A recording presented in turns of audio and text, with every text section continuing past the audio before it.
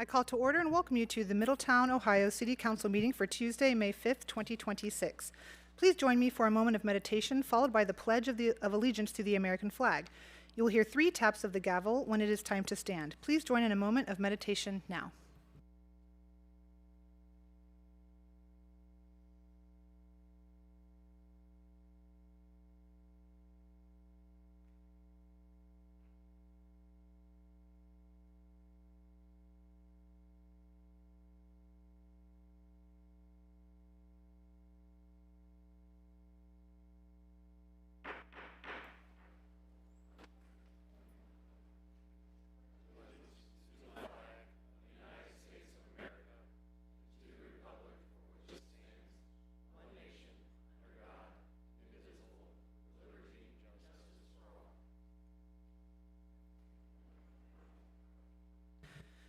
Clerk of Council, Mrs. Amy Skank, please call the attendance roll. Mrs. Carter. Mr. West. Here. Mr. Mulligan. Here. Mayor Slamka. Here. Mr. Lawley. Before we continue, I would like to note for the record that City Manager Combs will not be present at the meeting tonight, and Law Director Alex Ewing will be filling in her role for the evening. The first item on the agenda this evening is citizen comments. A professional presentation free of foul language is expected. Speakers are encouraged to prepare remarks in advance to stay within the set time limits. Citizen comments is not the time for debate, questions and answer, or any back and forth conversation with council or staff. This is a time for you, our residents, to be able to present in front of council on record, uninterrupted, and have the floor. Please note, after the meeting, your comment cards will be given to the city manager, and she will assign a member of staff to reply to you as appropriate. We have received 10 comment cards this evening.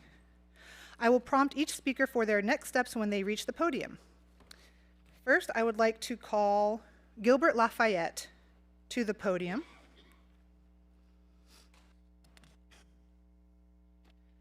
Gilbert Lafayette.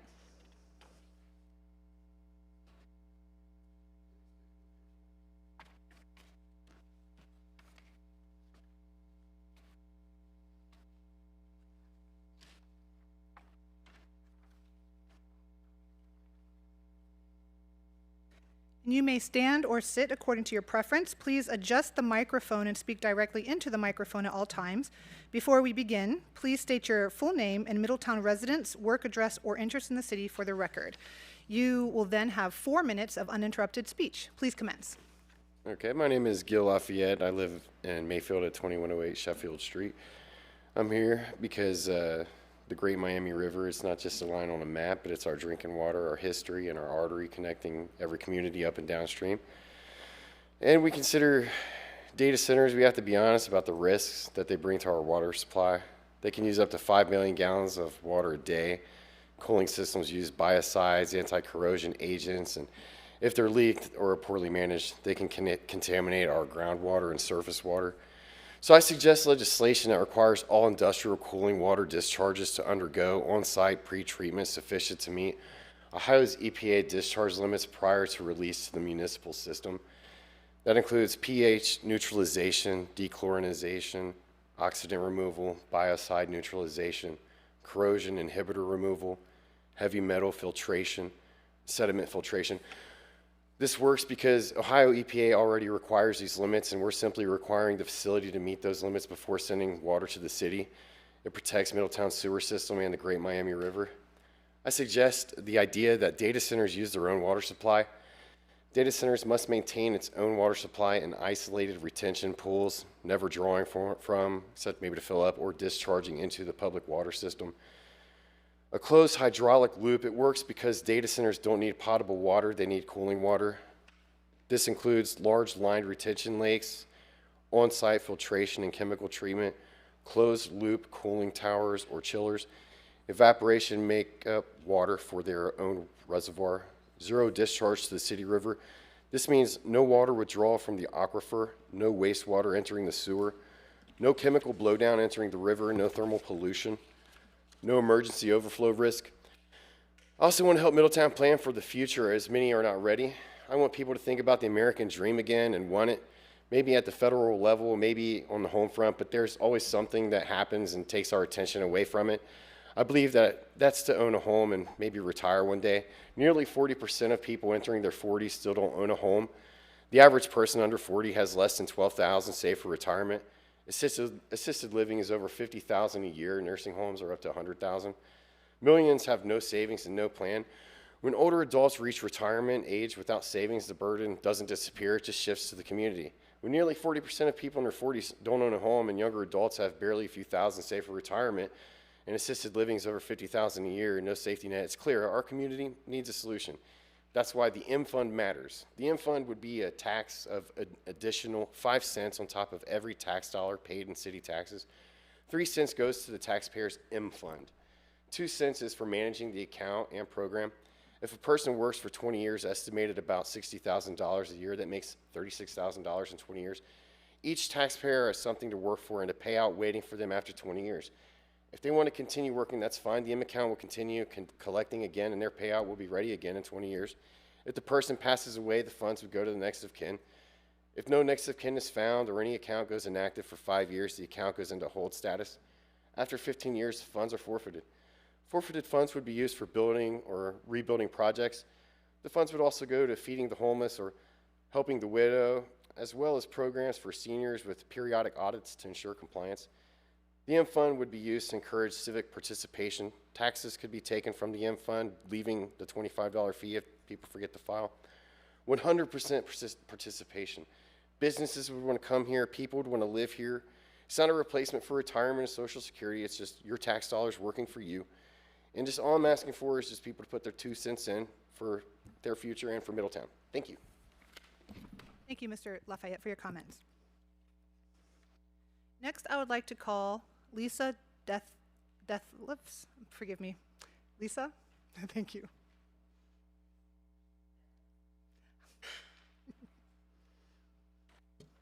Oh, please do stand or sit as you wish. Please adjust the microphone and speak into it at all times. And Okay. before we begin, please do give us your full name and Middletown address or work address so that we have that for the record. And then you will have 4 minutes. Please commence. Hello, I'm Lisa Detless. I am owner of Iron Rose, also a DMI board member, but I am not speaking on myself tonight. I am actually speaking for April Kirby. She is now the new owner of a new business opening in historical downtown Middletown called Growing in Business Education Company. We are a business education company focused on helping entrepreneurs build and grow real businesses. Alongside that, we operate a nonprofit called Kids Growing in Business, where we teach kids and teens entrepreneurship through hands-on learning. I'm sorry to interrupt. Can we stop the clock for just a moment? Is she able to speak on behalf of somebody else, or are you speaking on behalf of yourself? I was confused about that at the beginning. According to our policy. I don't think she's speaking on behalf of some. Okay, that's what I heard, and so that's why, local forgive me. business. It's okay. Thank you. I'm just speaking on a local business. Okay, that right? got you. I think that's fine. That's fine, okay. Yeah. Thank you. Okay. Our daughter Charlie is actually one of those students. She owns Charlie's Dog Treat Stand, a real business she built through our curriculum. And to be completely honest, I didn't originally plan to put roots down here. From a business standpoint, I didn't see a lot of growth and I didn't see a lot of support from the city. But we chose this location for one reason: the business community. The support this community and the organizations like Downtown Middletown Incorporated have shown to Charlie has been incredible. I've been watching this area closely for over 2 years. As a mom, I look for safety and genuine in people.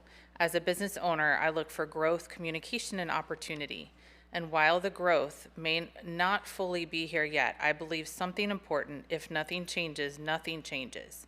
So we're here to be part of that change. The business community here wants growth. It wants something more, and we're building something that brings that to life. Our education company focuses on teens and adult entrepreneurs. Our nonprofit focuses on kids and teens. Together, we are creating a space where entrepreneurs of all ages can come together, learn, build, and grow real businesses. But none of this happens alone. This community, this business community, has already shown us what's possible. The support, the encouragement, and the way people show up for each other here, it matters.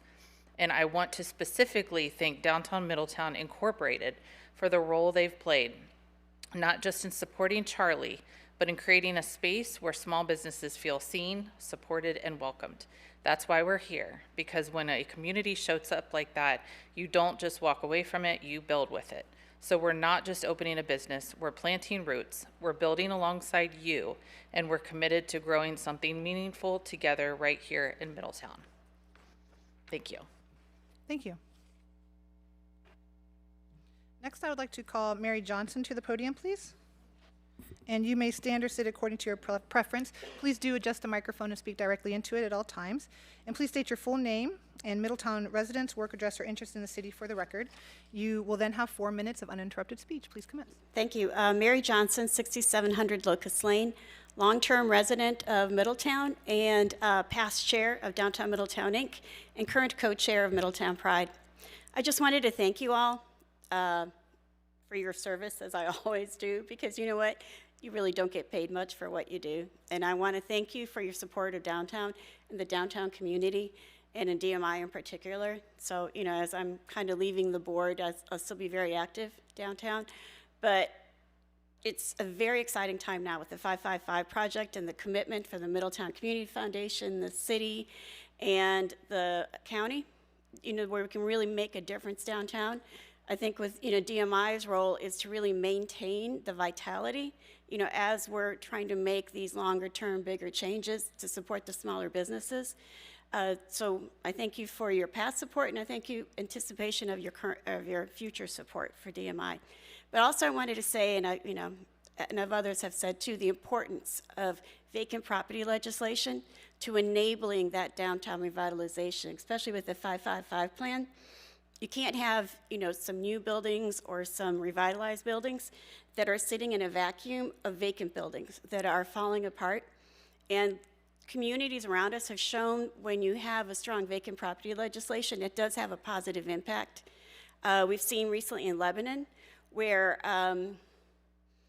criminal charges have been, you know, charged against a vacant property landlord. So, you know, we really need that incentive, but we also need some, what's the word? You know, it's the carrot and the stick. You also have to have some monetary charges that really affect people who are wanting to just let these buildings sit forever and, you know, be a tax write-off. So we can't have a revitalized downtown with all that vacant property there. So again, as always, I urge you guys to support and as quickly as possible, enable, and then, you know, implement vacant property legislation. Thank you. Thank you, Ms. Johnson. Next, I would like to call Steve Wayne to the podium. You may stand or sit according to your preference. Please adjust the microphone and speak directly into the microphone at all times. And please state your full name and address or work address for the record. You will then have 4 minutes of uninterrupted speech. Please commence. Hello everyone, Steve Wayne. I work at Miami University, the address 4200 University Boulevard, Miami University, Middletown, and I'm here on behalf of DMI. I've been at Miami for about 6.5 years, and I am a volunteer on the DMI board. I help out with the Women's Wine and Chocolate Walk, Hocus Pocus, and a number of other events. And I'd just like to point out that DMI volunteers gave over 4,000 hours of their time last year, which I'm very proud of. One of the reasons I got involved in DMI, I wanted to learn more about the city of Middletown. I also joined the Middletown Rotary Club, and I volunteer at the Sorg Opera House. I wanted to get involved in DMI, and I just want to remind everyone of DMI's mission. They have 5 points that I'd like to mention. 1, build a vibrant community. 2, unify businesses and organizations in downtown. 3, improve the image and appearance of the downtown. 4, leverage historical preservation of downtown. And 5, develop a strong economic base. I support all 5 of these points, and this is the main reason that I joined the DMI board. And just to conclude, thank you for everything you do, and I kindly ask for your support. Thank you very much. Thank you, Mr. Wayne. Next, I would like to call Ron Talby to the podium, please. You may stand or sit according to your preference, and please adjust the microphone and speak directly into the microphone at all times. And before you begin, please state your full name and home or work address for the record. You will then have 4 minutes of uninterrupted speech. Please commence. All right, my name is Ron Talby, and I reside at 6676 Hamilton Middletown Road, Middletown, otherwise known as Route 4. I'm here tonight on behalf of DMI. My wife and I own One Hope Farm on Route 4, from which we operate a mobile agricultural experience, which we have labeled as Barnyard on the Go. This agricultural experience consists of a 30-foot fully enclosed trailer that is completely handicap accessible.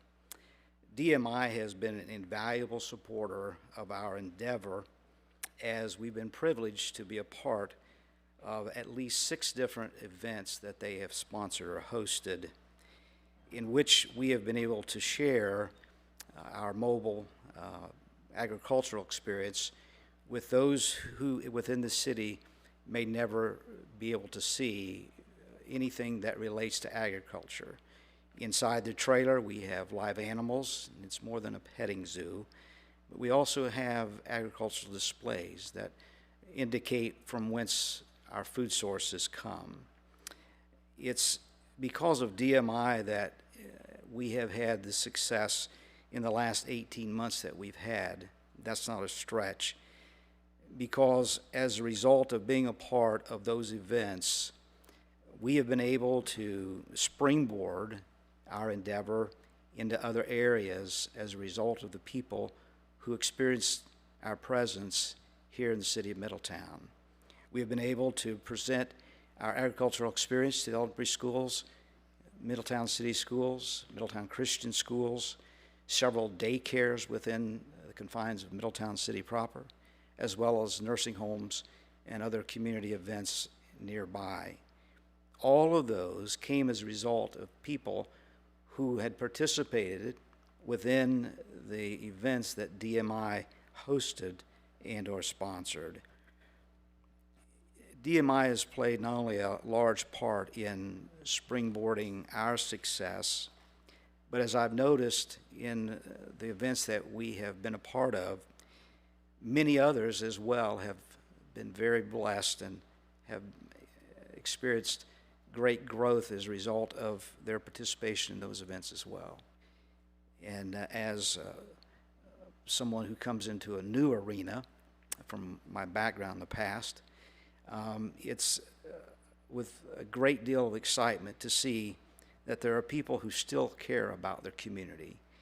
And my takeaway from DMI is that they are a group of people that care about their community, not just because of our participation, but because of what they do to try to attract people back to the city of Middletown. Thank you. Thank you for your comments. I would like to next call Heather Gibson to the podium, please. You may stand or sit according to your preference. Please do adjust the microphone and speak directly into the microphone at all times.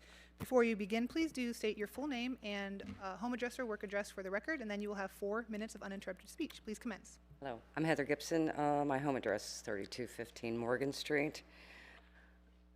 Good evening, Mayor, City Council. Thank you for your time tonight. I'm here as a business owner, as someone who is invested in downtown Middletown, and as someone who truly has always believed in what the city can become. At Triple Moon, we just celebrated our 11th year anniversary. 11 years of early mornings, 11 years of long nights, challenges, growth, and choosing every single day to believe in this place. And we're not alone. There are many of us.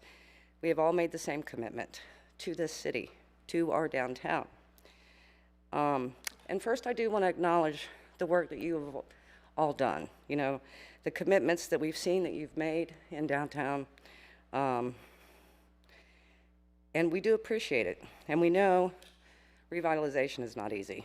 You know, it's hard. It takes time, it takes vision, and it takes resources. But I'm here to talk about what comes next and what's needed right now to keep the momentum that we've started going. And Downtown Middletown, Inc., they play a vital role in that momentum. They create life downtown. They organize events. They're bringing people in. They're supporting the businesses. They're helping shape and identify what people want to be a part of in our city. And that kind of impact requires consistent funding and strong support. But funding alone isn't enough. And this is important. What we really need is a very good working relationship.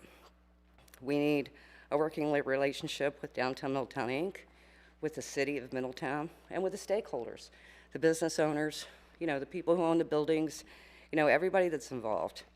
Revitalization doesn't happen in pieces. It happens when everyone is aligned, communicating, and working towards the same goal, a stronger, thriving downtown.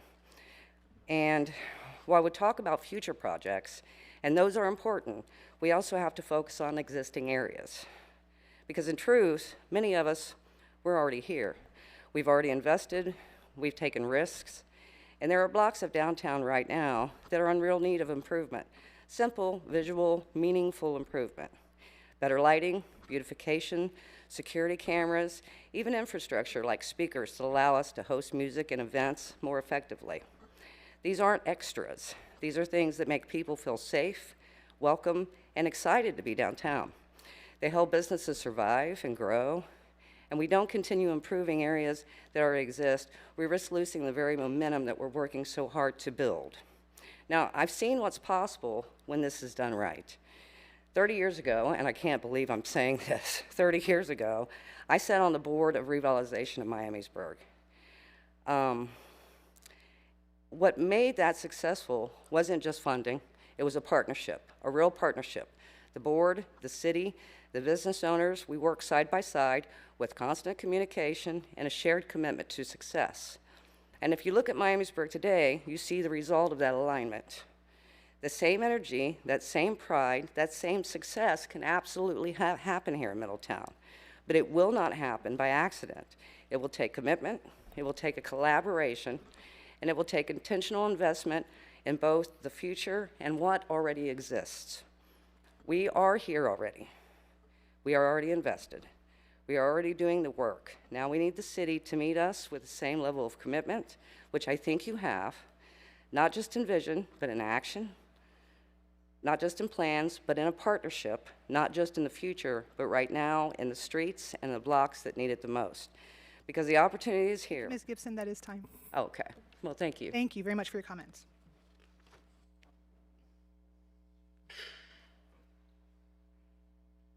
There was a card that was submitted, but then also taken back, so I just wanted to acknowledge that. That person doesn't want to speak right now. The next person I called is Barry Moore, to the podium. You may stand or sit according to your preference. Please do adjust the microphone and speak directly into the microphone at all times. Before we begin, please state your full name and Middletown residence or work address for the record. And then you will have 4 minutes of uninterrupted speech. Please commence. All right. My name is Barry Moore. I live at 1105 Hugh Street. I've been a resident of Middletown since the early 80s.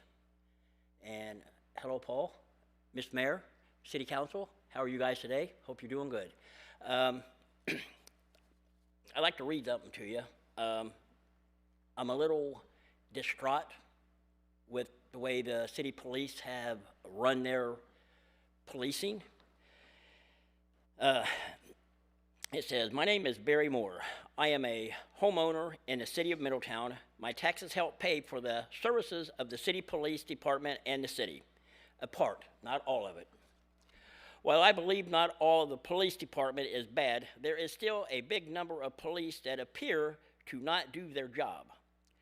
I have asked for help from the city police for over a year in regards to a family that have lived down the street from me on Hughes, harassing my children, my wife and I, and making death threats to my family on multi occasions. We made a police report yesterday. My daughter is 11 years old. She is developing. Women should understand this. A little boy, I don't know his age, I want to use my wife as an example. I want everybody to see this, touched her here. The police said when they came? Did he hit her, grab her? What? It doesn't matter. She doesn't have the ability to understand that anybody that touches in a no-no place is still a sexual assault. But the police did not arrest this kid, the parents, or anything. This kind of behavior has to stop. Because if I see it, I'm going to take action myself. I'll go to jail, that's fine. But I'm not going to let my daughter be molested by a little kid who don't know what the heck he's doing. That's not fair. To her, to anybody. How would you guys feel if somebody touched you? Just touched you like this. Would you feel molested? Would you feel violated? I'm sure you would. My daughter was crying because she hit him after he did that because she was afraid that the police was going to come and arrest her. And I said, they're not going to arrest you. I said, you have a right to defend yourself, Jaden, no matter the age. I request police intervention. I am met with, we can't do nothing for X amount of reasons. They want proof of video and audio. If a crime is committed, they have probable cause. If a police officer has probable cause that they believe a crime is committed, that is the reasonable doubt that a crime is being committed, about to be committed, or has been committed. That is reasonable doubt. We had witnesses. They still did nothing. What is this city coming to?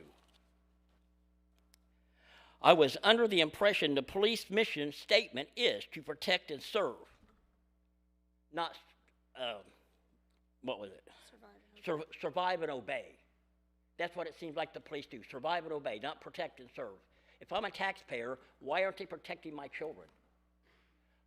We can own a gun, but what's a gun going to do me? If I kill a kid, then I'm going to go to jail. I don't want to kill him, I just want it to stop. If you kill an adult, you'll go to jail. What? If you kill an adult, you'll also Yeah, if I kill an adult, I'll go to jail. I don't want to hurt no one. I just want them to leave my family alone. I'm not asking for much. I truly just want less excuses and more action when met with the proper criteria to make an arrest based on an Ohio Revised Code. It is 2903.21. I have it right here. At the minimum, this man should have been charged with something for his family.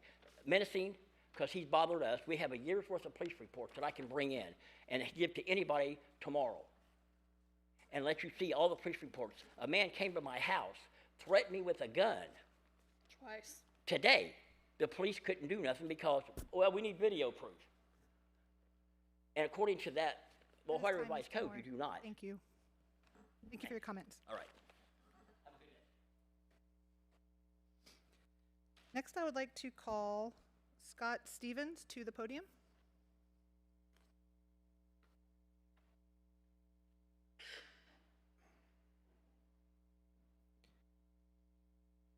You may stand or sit according to your preference. Please adjust the microphone and speak directly into the microphone at all times.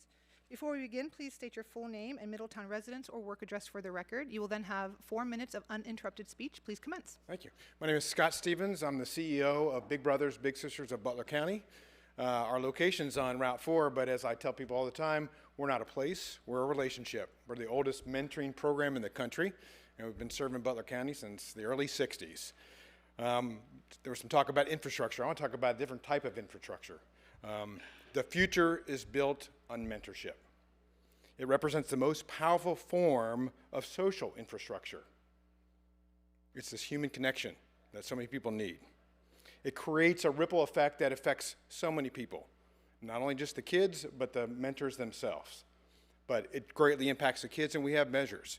When kids have mentors, they have better emotional regulation. They're more likely to graduate high school.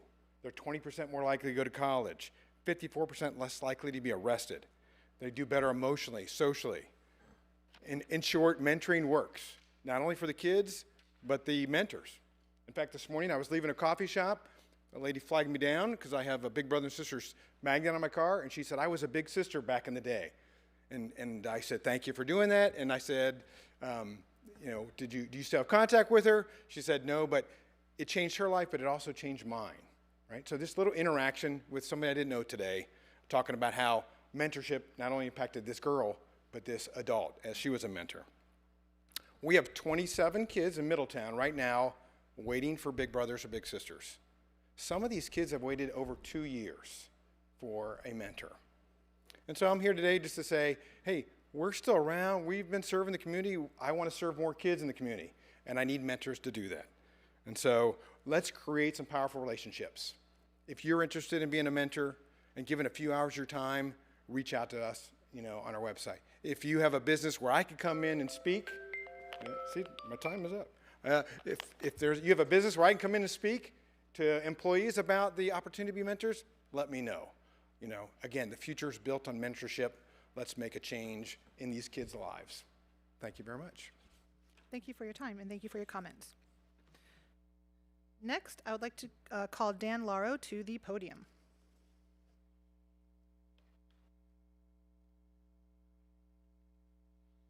You may stand or sit according to your preference. Please do adjust the microphone and speak directly into the microphone at all times. Before we begin, please state your full name and residence address or work address for the record. You will then have 4 minutes of uninterrupted speech. Please commence. My name is Dan Laro. I'm the owner of Gravel Road Brewing Company at 916 First Avenue, Middletown, Ohio. And I'm here today to address the City Council on the impact of downtown Middletown DMI. Good evening, members of the council, fellow citizens. I'm the owner, as I said, of Gravel Road Brewing Company, and I stand before you today not just as a business owner, but as a stakeholder in this city's future. I'm here to address the indispensable role that downtown Middletown has played in our community through its partnership via the Main Street America program. Middletown is part of a powerful network of Main Street communities, and DMI is attempting or doing their best to utilize that blueprint that has already transformed many of our neighbors. As an example, Hamilton, we all know, which is just down the river, has seen a massive resurgence by focusing on the same Main Street principles that DMI champions. Strategic business recruitments, fostering a vibrant Dora district, of which Middletown had the first in the state. Their success in filling their historic storefronts proves that a good local government partnership with a dedicated downtown organization is key to changing public perceptions of that downtown, but also revitalizing that area and becoming an economic driving center for the city. Troy also is known for its exceptionally high foot traffic and small business retention. The city of Troy has demonstrated how a Main Street program with good collaboration from the city itself will become an economic engine for a small downtown and for a city like this trying to recover from the past 20 years.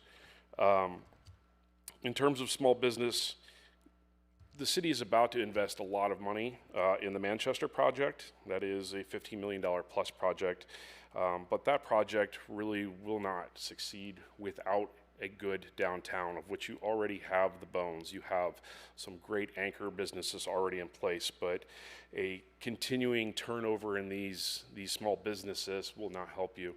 Imagine 2 years from now when you are ready to fill that place up with both retail and homeowners or apartment renters, and this critical connective tissue of small businesses doesn't exist. These people are going to want to see places that they can walk to, that they can roam around freely. They want to see an environment that is friendly, open, and this is what we have right now. Modern residential developments depend on this ecosystem. The residents moving into this project are going to choose Middletown because of the small breweries, the shops, the restaurants, the entertainment that we have in the form of the Sorg and other events.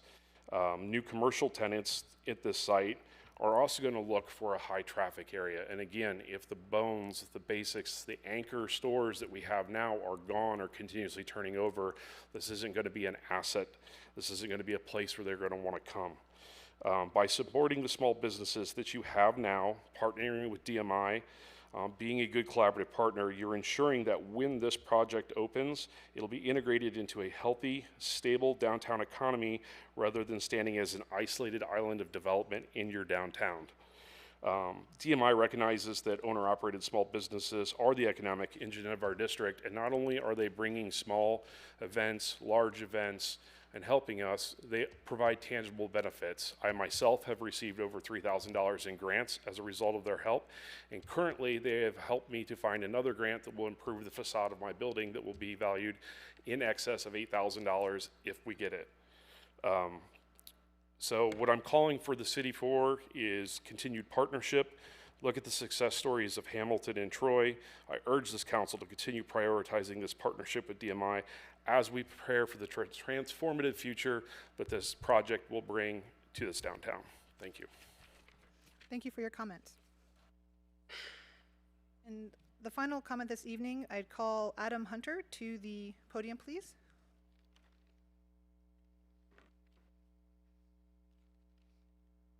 You may stand or sit according to your preference. Please do adjust the microphone and speak directly into the microphone at all times. Before we begin, please state your full name and city residence or work address for the record, and then you will have 4 minutes of uninterrupted speech. Please commence. Good evening, Madam Mayor, Chamber. Adam Hunter, 5232 South Dixie, here in Middletown. I run a nonprofit. I'm the chief executive operator there. Old Glory Retirement Foundation retires American flags. It's a 100-year-old tradition that is fading away slowly. We're breathing new life into it. We are currently going to be presenting the Middletown Memorial Day Parade and the 4th of July Parade. So we've coordinated with the parade committee to get that on board and get that taken care of. The things that we're looking to do is mentor and teach our youth about flag etiquette. Okay, we've already gotten the Boy Scouts, we've already gotten the Girl Scouts. We start there, we start small. Paying respects to the United States flag. I'm a 5th generation Army. My family has a long lineage of military history, so it runs deep in me. So with that said, we're also going to be attempting a Guinness World Book of Records here in Middletown.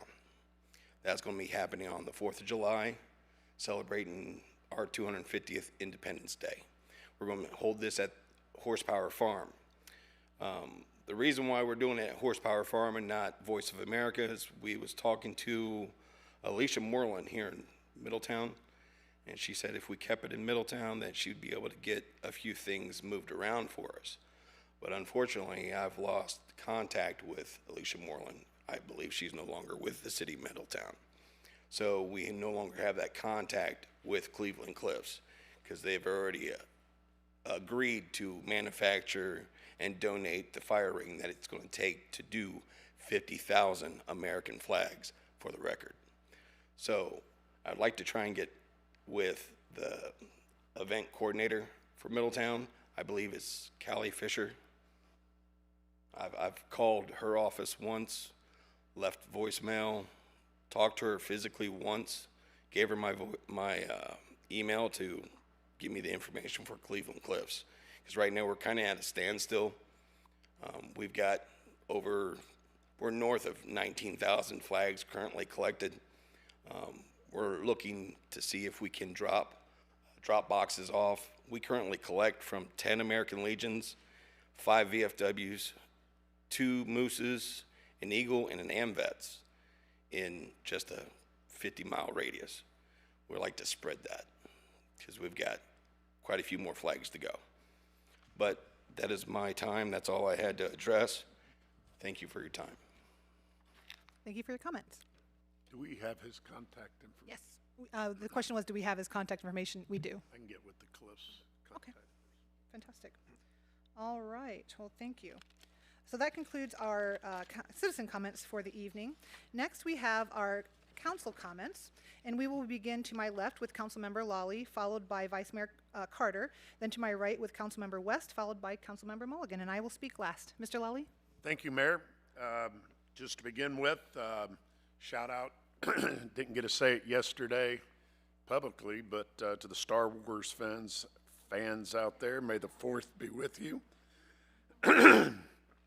My friends were tired of hearing me say that yesterday, but to the bourbon and whiskey connoisseurs out there, may the 5th be with you for today. Thank God I can't think of anything for tomorrow. I'd also like to say happy birthday to our city manager's son who turned 4 years old today, and that's why Ashley's not with us today, because as we told her, it's very important for her to spend time with family on such an important day, and so happy birthday to Ashley's son. The only other thing I have is I see that the flags are back up downtown honoring our military veterans, and I think that's awesome. So thanks to staff who was involved in getting them back up, Callie and whoever she got to help her, Public Works. They look awesome, and thank you to all the military veterans out there, and hopefully your family members or yours is up there, and I think it's a cool thing that we do. That's all I have this evening, Mayor. Thank you, Mr. Lally. Vice Mayor Carter? Good evening.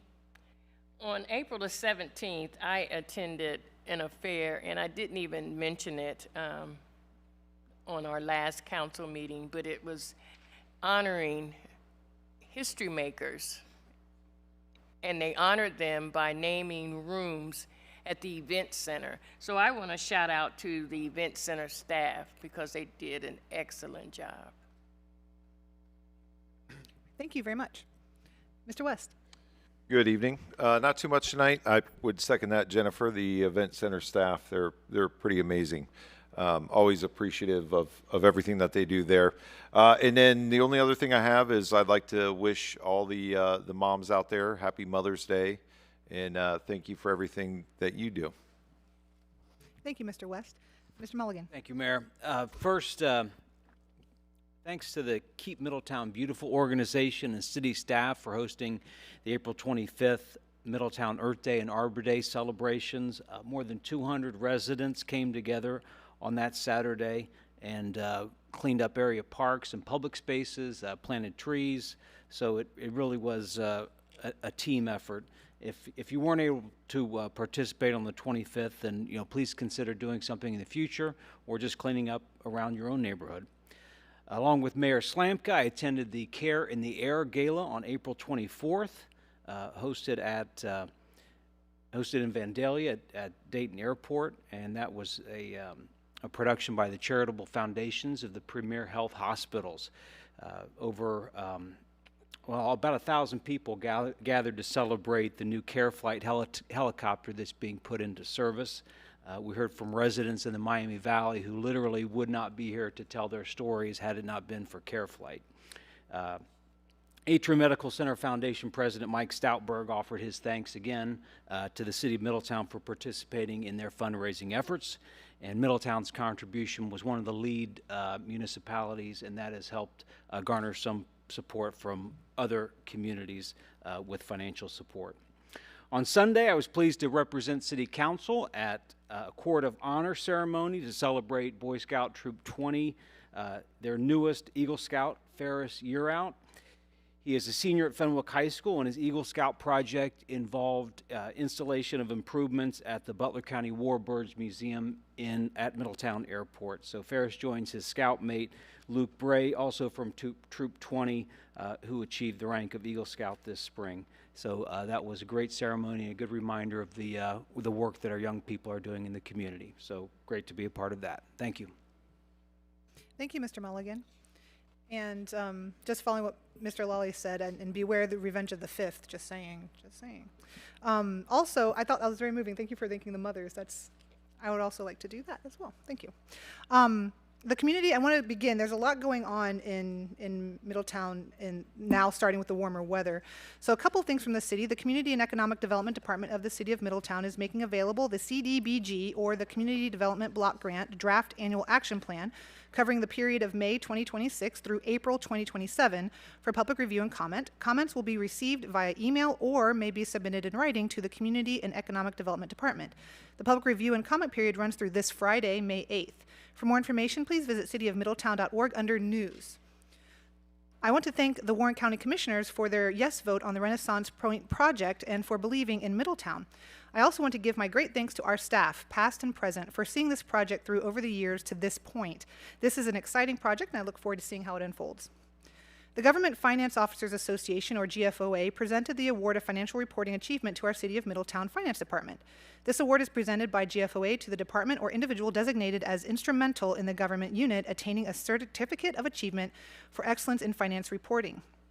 The certificate is presented to those government units whose annual financial reports are judged to adhere to program standards and represents the highest award in government financial reporting. This is the 39th year Middletown has received this award. I want to recognize and thank our finance department, led by Finance Director Samantha Zimmerman, for their continued excellent work, which allows all of us to have full confidence in their efforts. Congratulations. Beginning this Friday night, May 8th, and continuing for 2 weekends through Sunday, May 17th, is your chance to see Camelot, as performed by the students at the Performing Arts Academy, located at 4440 Lewis Street. For more information and show times and ticket prices, please visit the performingartsacademy.com. Also this Friday, May 8th, the Sorg Opera House, located at 63 South Main Street, presents Turn to Stone, a tribute to ELO, paying homage to the expansive catalog of Electric Light Orchestra. For more information, please visit sorgoperahouse.org. This Saturday, May 9th, is the Dream League Opening Day Parade at Goldman Park, located at 1400 Highland Street, presented by Dream League, formerly known as Dream Catchers. Line the streets and join to cheer on our players as they take the field. Concessions will be open, and Kona Ice will be provided for free for players in uniform. For more information, please visit Dream League's page on Facebook. This Sunday, May 10th, is Mother's Day. Have a great day with Mom at MOAM, the Middletown Open Air Market. From 11 a.m. to 5 p.m., located across from Gravel Road Brewing Company at 916 First Avenue in downtown, MOAM hosts a variety of themed market days throughout the summer. For more information, please visit MOAM Ohio on Facebook. Tickets are now on sale for Middletown Rocks, the 4th annual benefit concert for CBI, our Community Building Institute. This fundraiser will be held next Thursday, May 14th, beginning with a VIP event at the Windermere. The concert will take place at the Sorg Opera House starting at 7 p.m. Get ready for an evening to remember as you boogie and groove with 8 featured Middletown community leader performers, backed by the live band Live Your Dream. It is a fantastic night for a great cause. For more information, please visit cbimiddletown.info/middletownrocks. Friday, May 15th, join the Sorg Opera House and Rocking with the Rotary, as they are proud to welcome back the Ultimate Doors, tribute to the Doors, for an unforgettable night of music, energy, and classic rock. Join to celebrate while supporting a great cause alongside our friends from Rotary. For more information, please visit sorgoperahouse.org. Ladies, the time has come to grab your friends for an afternoon filled with wine, chocolate, shopping, food, and entertainment in historic downtown Middletown. The annual Women's Wine and Chocolate Walk is an event just for women aged 21 and over, hosted by Downtown Middletown, Inc. Tickets are on sale now and make a great Mother's Day gift. Save the date of Saturday, May 16th for this fun-filled day just for the ladies. For more information, including this year's theme of quirks and cowgirls, please visit downtownmiddletown.org. Continue your evening next Saturday, May 16th at 8 p.m. at the Sorg Opera House with Lightning Express, an Everly Brothers tribute. For more information, please visit sorgoperahouse.org. Monday, May 18th from 3 p.m. to 6 p.m. at Midpoint Library Middletown, located at 125 South Broad Street. You can save a life and give blood on the Versity Blood Center of Ohio mobile coach. Appointments are encouraged. Visit donortime.com or call 937-461-3220 for an appointment. Use sponsor ID number 1702. For more information, please visit midpointlibrary.org under Middletown Events. As a reminder, the City of Middletown accepts applications for our boards and commissions throughout the year. So if there's something that you have an interest in and you wish to give back to your city in this way, please do submit your application. To learn more, please visit the city's website at cityofmiddletown.org. Lastly, and as always, there are many ways to get involved with your community and give back. You can join a board or committee, run for office, apply for a job with the city, volunteer at the hospital, pick up trash in your neighborhood or park, plant a garden in your yard, smile at a neighbor, find joy and satisfaction for a job well done in whatever work you do, or just have a positive and giving attitude. Find something that you can do regularly to give back. We are all connected and we are all in this together. The care of our city is an adventure in which we all get to share. That is it for me tonight. This concludes our council comments. The next agenda item is city manager reports. Law Director Alex Ewing, you have the floor. Yes, the first report is from Downtown Middletown Incorporated. Is your microphone on? Yes. Okay, thank you. Downtown Middletown Incorporated, thank you.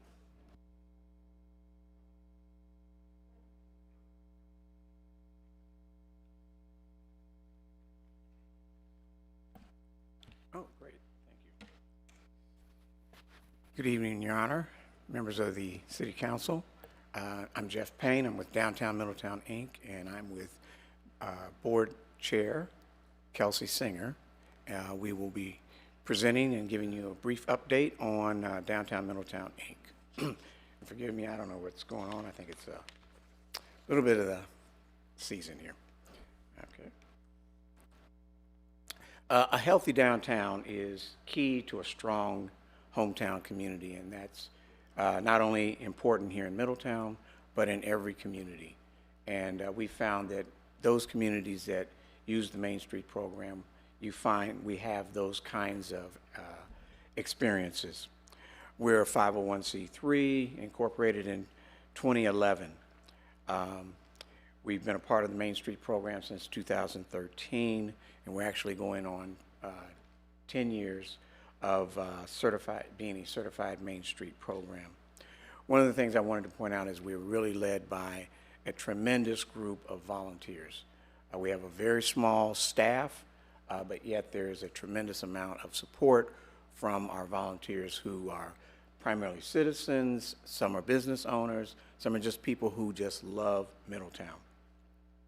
Our primary focus is to revitalize downtown Middletown. So when people ask, well, what is downtown Middletown? I basically tell them it's Central Avenue from the railroad to the river. Nice long corridor. And we use the 2017 downtown strategic plan. That has established for us the framework for which many of the programs and projects that Kelsey will be talking to you about come from.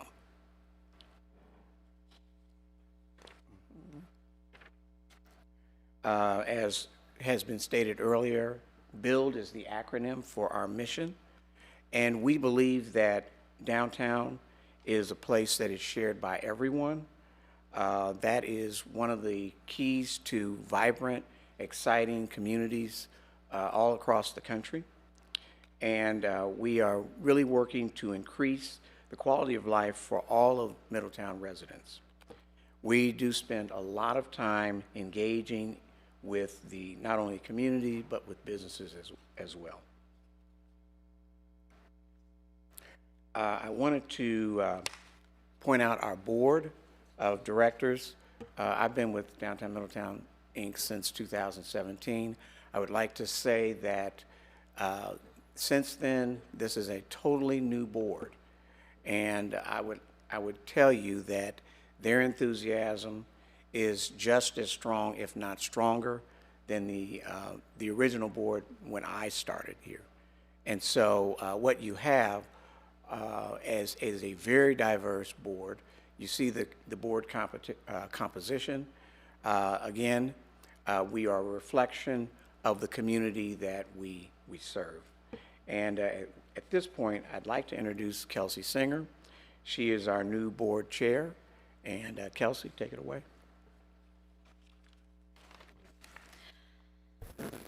As Jeff stated, I am Kelsey Singer. I am the new board chair. I have been in the position for about 6 weeks, so it is very new to me.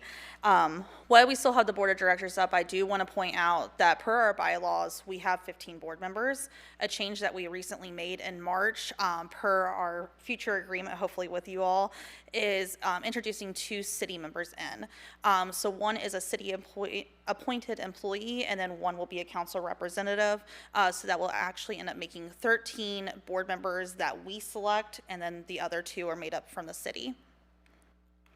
Going into our Main Street approach, as Jeff mentioned, we are part of accreditation with Main Street America. So we are part of a nationwide movement. It breaks down per state, so our state organization is referred to as Heritage Ohio. And through their approach, we have 4 committees that we function among, and each of our board members are asked to be a part of a committee of their choice that they can bring the most benefits to the downtown through. So a few focuses that we are looking at for the 2026 calendar. Through our economic vitality, we are introducing new business courses. This is something I'm actually very excited for. It's something that can help our downtown businesses just grow. And there will be a few things along the lines of social media, Business 101 for some of our newer ones that are wanting to come in. What steps do you need to take before you even sign a lease for a brick and mortar? What's going to set you up for the most success so we don't continuously have that turnover rate that we have seen in the past?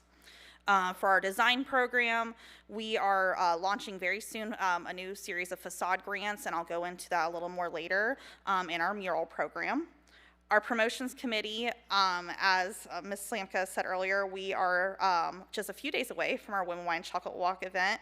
I am happy to say our ticket sales have already exceeded last year, so we are seeing improvement in that and a lot of excitement throughout the business for it. We focus a lot on some civic events that we have heard from the community that we are looking for more family-friendly ones, so that is a main focus for us this year. And then for our organization committee, we are doing a soft launch this month of a fundraising program, which I will touch more later on, but that will be launching later this month. So obviously with some of our challenges in the downtown, anyone that drives to our downtown, you're gonna see the vacancy rate. As of 2024, we were looking at a 50% vacancy, and as Mary had stated earlier when she came up for citizen comments, having that legislation is really going to help us fix some of those vacancies. We actually took the matter into our hands a little bit. This past winter, we introduced a program called Mary Market. We had great success with it. We took a vacant storefront that was ready to move in, and we were able to place 7 vendors in it.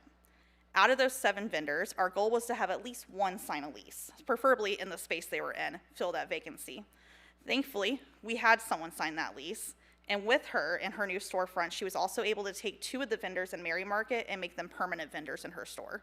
So we had 3 people come out of that with a presence in downtown.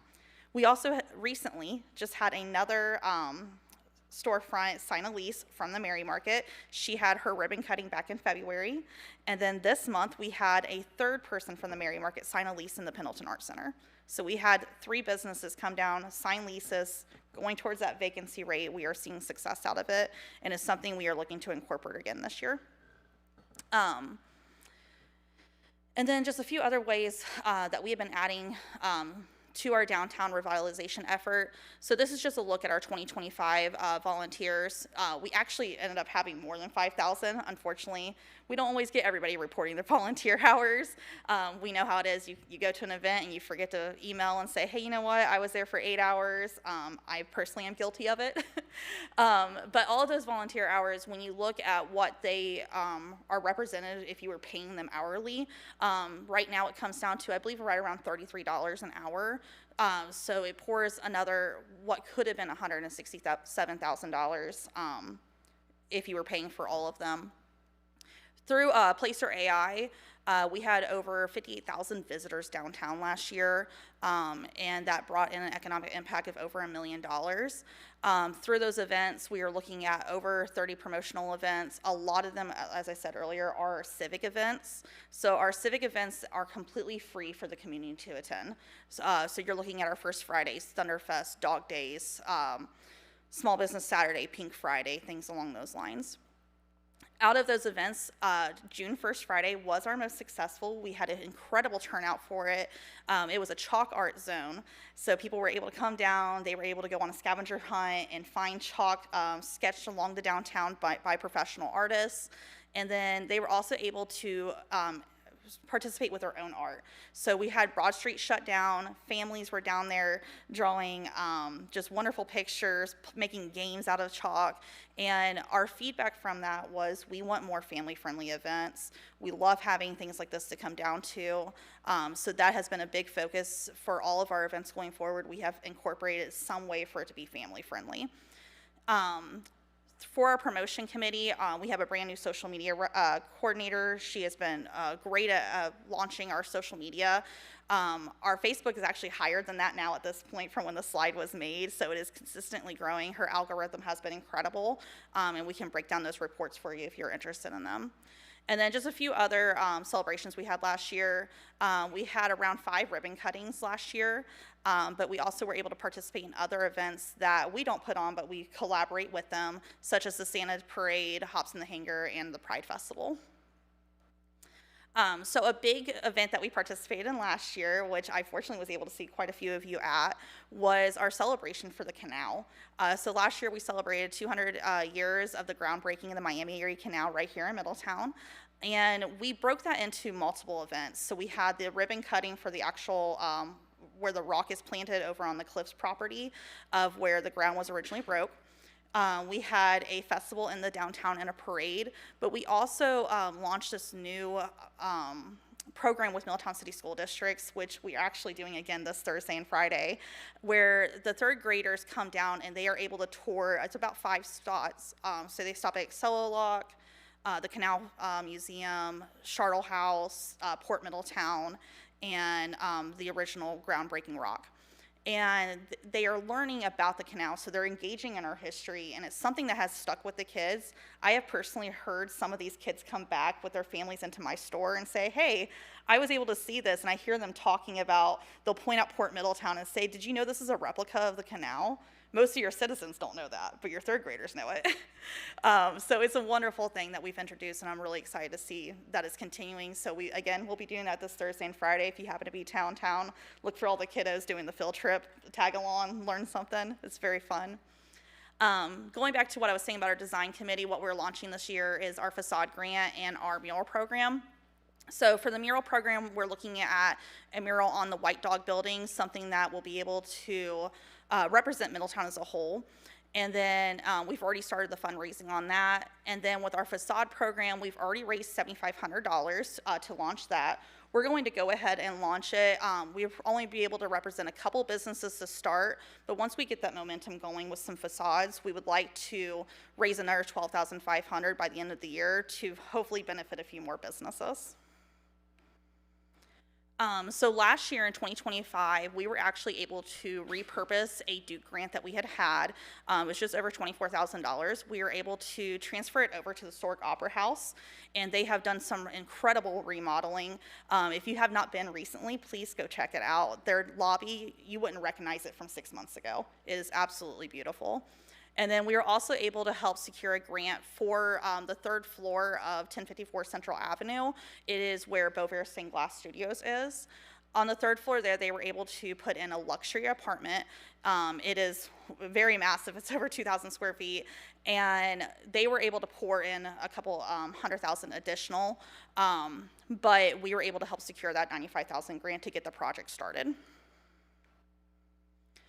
So just a little look at our impact of last year, and this is just impact of in-kind, volunteer hours, and grants. So not a physical monetary, but if you were to have to pay for this ourselves, or if another organization were to have to come in, they would have invested over $400,000, but these were all brought in downtown through partnerships that we have. So as I mentioned before, we had approximately 5,000 hours at the value of $33.49 an hour. Again, those grants through the Historic Opera House, the Brunn Project, the facade grants, and we also have an upper story revitalization grant of $40,000 that we are looking to also launch this year. It will go specifically towards adding in more apartments on some of these second floors in front of the storefronts. And then through our connections with our collaborations with local businesses and even some of our bigger businesses out on the highway, we were able to bring in over $100,000 in in-kind donations. As I mentioned with our organization committee, we are launching a new fundraising campaign this month.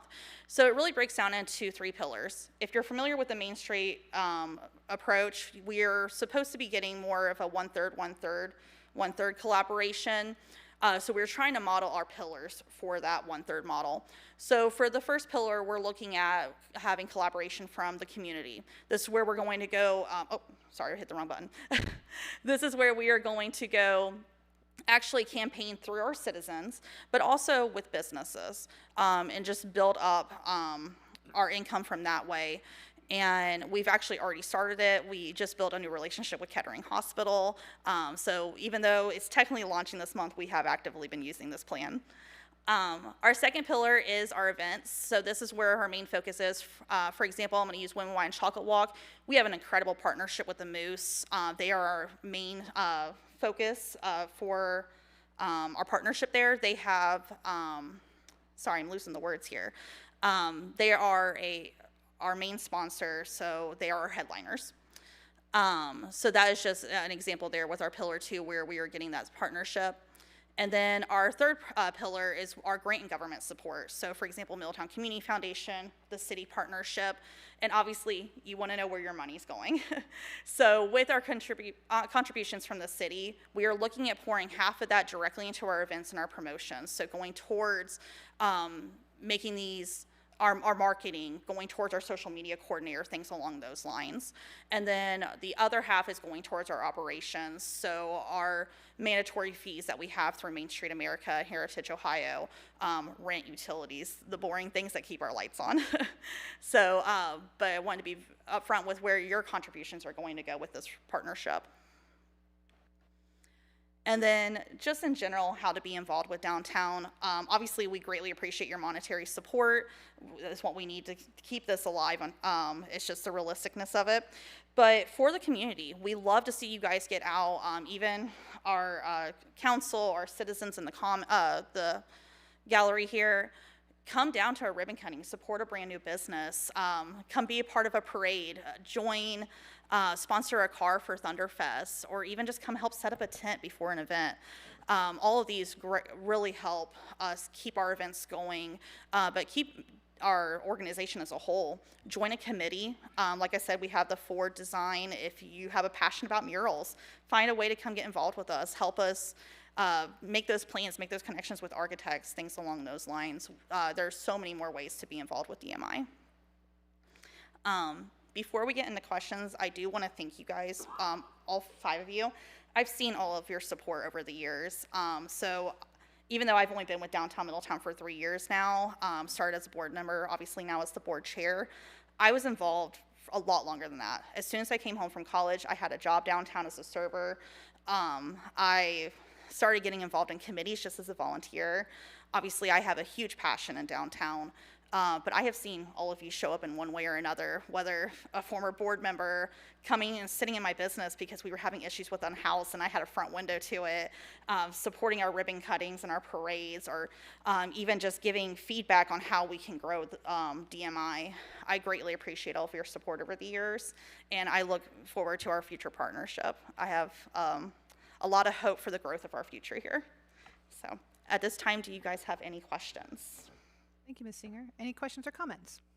Oh, just a comment. Thank you, Kelsey, for presenting, and the board members and friends that provided some comments as well. I mean, I'm happy to support the legislation that will fund DMI for this 2-year agreement. So again, give you some financial stability and make sure that you're able to focus on strategic initiatives and marshal all these volunteer hours and really continue to make a difference. So I thank you for your efforts. Yeah, and Kelsey, thank you so much. I mean, you and I have spent, quite a bit of time together, and I appreciate you stepping up to becoming the new chair. I think, especially now, downtown is really the focal point for a lot of the initiatives with the city. And I do like the fact that there's 2 additional board members on there. I think it's hard. People are busy with work, and you're volunteering for a board, and sometimes you work in a silo for months, and then you realize, we just kind of lost some coordination with the city. So I think that's a huge step in the right direction, and I'm glad to hear that Women's Wine and Chocolate, the ticket sales are going better than last year. I would volunteer again to pour, but you guys lost a hell of a lot of money when I was pouring wine. And I did it for like 2 years, and it was like half a bottle of pour. So you guys probably lost money. I'm sorry. Any other comments or questions from council? No? All right. Well, thank you so much. I also would just like to say I've been a fan ever since I found out about DMI, and very grateful for what DMI does for our city, as a whole. As we know, when you have a strong downtown, your city is strong. As being the heart of the city. So it's a place where I'm always talking about. Just today, I had somebody from out of town, from Cincinnati, asking, what is there to do? Tell me. And I did. And they're like, okay, I wish I could have recorded that. And a lot of this was downtown Middletown. So thank you so much for all of your hard work. Thank you. Hey, Mr. Ewing. Yes, the next item under City Manager Reports is the YMCA Monsoon Bay Aquatic Center report.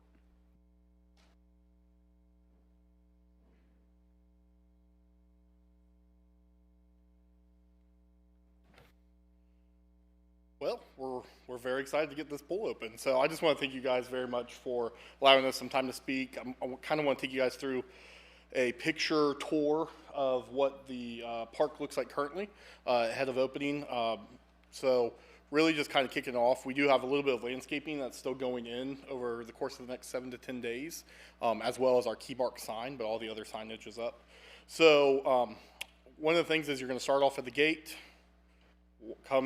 be welcomed to the outdoor water park, and then you're going to enter into the actual park. One of the things that we don't really have imaged really well here is over to our right is a massive area of grass area where we're hoping that a lot of community for youth, teens, families can actually spread out, play some games, different things like that. Also future expansion, whether it's a playground, gaga pits, what have you, to be able to make this more of a family-friendly park and more things for everyone to do. So as you kind of progress forward, you kind of enter into the actual deck space in the pool area with the sunshade to the right. Here's a couple images of our swim test policies, our rider policies, some of the kind of signage that's going to be around the pool area. This is one of our shade structures. We're actually looking to potentially add another one of these as time goes on after we get like a summer underneath our belt to really show, hey, where exactly do patrons kind of like gather, or is our chair selection in the right spots? We feel like it is, but the members, the community will really be the ones that say, hey, what's really working for them. So very excited about the shade. We think that they bring a lot to the park. Here's the actual zero depth entry that you'd be walking into. This was taken sometime this past week. So as you can see, the water's in there, everything's fully operational, chemicals are balanced, ready to go.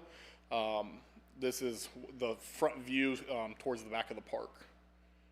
Kind of coming around the pool there. This is kind of like a little bit of an aerial view that we have looking down into the park, where there's actually quite a bit of seating there and loungers. Here's actually the diving well, where actually they will come out of the slide area and come out of the pool and kind of wrap around the slide, continuing around the slide. Here's our concession stand.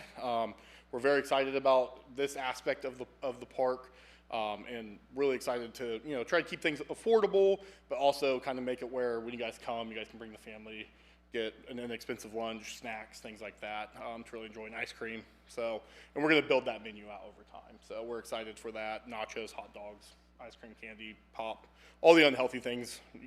Mom and dad can go inside to work out. Kids can come out here and have a treat.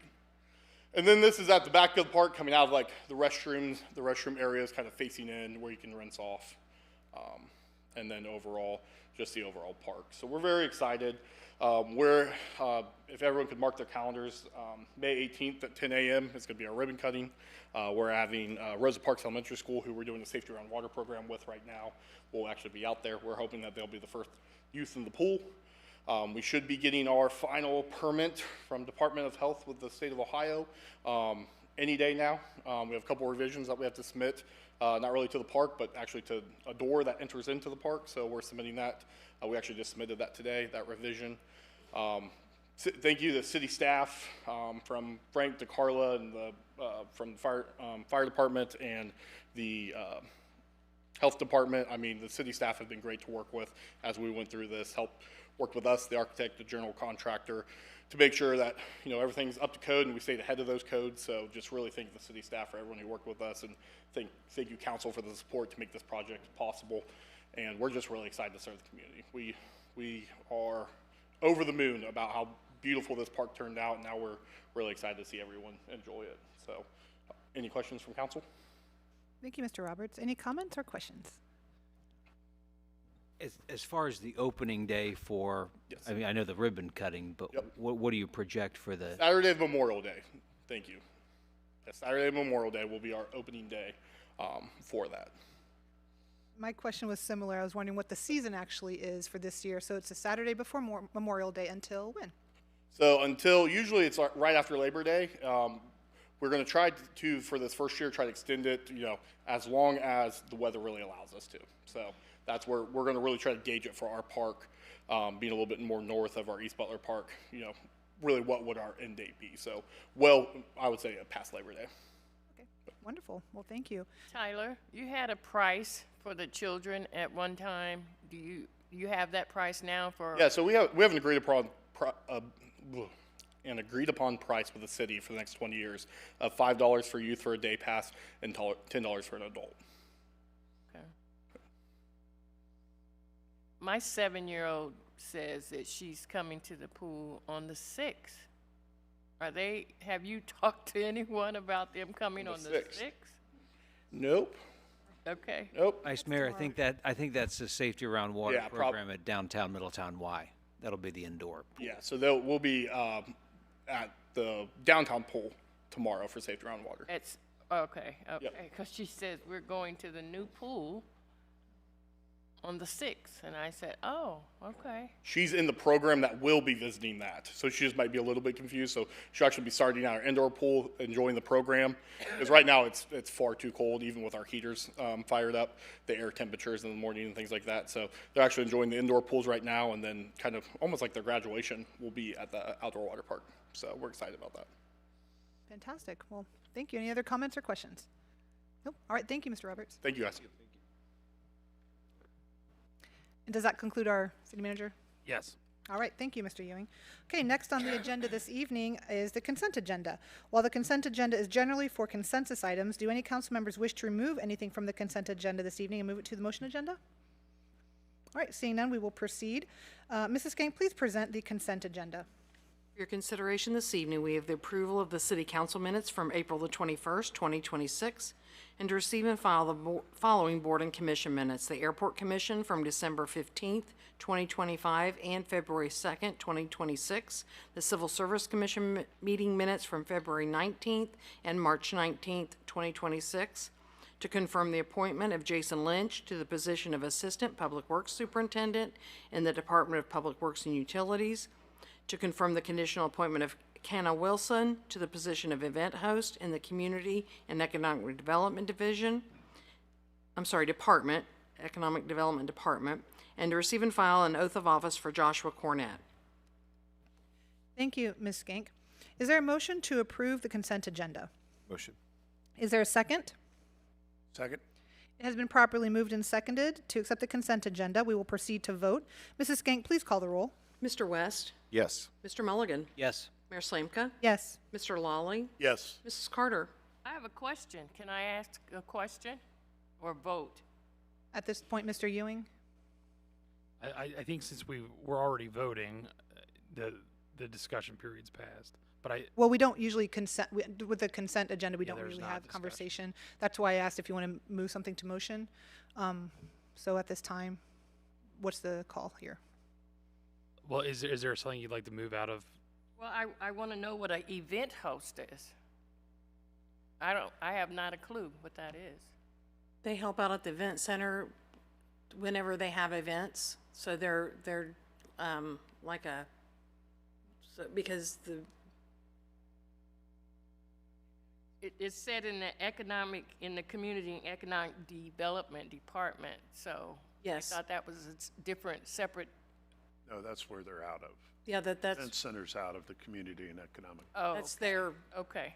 that's where they fall in. All right. Thank you. Okay, that works? All right. Yes. We shall continue then. Thank you. So, Mrs. Carter, how did you vote? Yes. Okay. Thank you. Okay, thank you. The yeses have it, and the consent agenda is approved. The next agenda item is the motion agenda. We have 2 items this evening. Mrs. Skank, please present item A on the motion agenda. To approve the purchase of 5 pickup trucks from Whiteside of St. Clairsville Incorporated of St. Clair, Ohio, in the amount of $253,884 for the following division of fire, electronics, and water maintenance. Thank you. Mr. Ewing, would you please present the staff report? Yes, the fire, electronics, and water maintenance divisions require trucks for routine operations, with all replacement trucks exceeding the city's 15-point criteria. The water maintenance division will also add 2 new trucks for the newly created positions. The fire division, vehicle number 2521, a 2006 Ford F-250, is 132 months past its replacement date. The electronics division, vehicle number 184430, a 2014 GMC van 2500, was sold on Gov Deals on April 9th, 2026 due to extensive corrosion. In the maintenance division, vehicle number 811128, a 2011 Ford F-250, is 72 months past its replacement date. In the water maintenance division, 2 new trucks will be added, a 2026 Chevrolet Silverado 1500 for fire hydrant testing, and the 2026 GMC Sierra 2500 HD for municipal water system testing. All 5 trucks are available through Sourcewell. Vehicles number 2521 and number 814430 will be sold on Gov Deals. The alternative is to not purchase new trucks, even though the maintenance costs continue to escalate and affect services within the fire and public works departments. Financial impact, there are sufficient funds available in the garage fund, and this is on the motion agenda.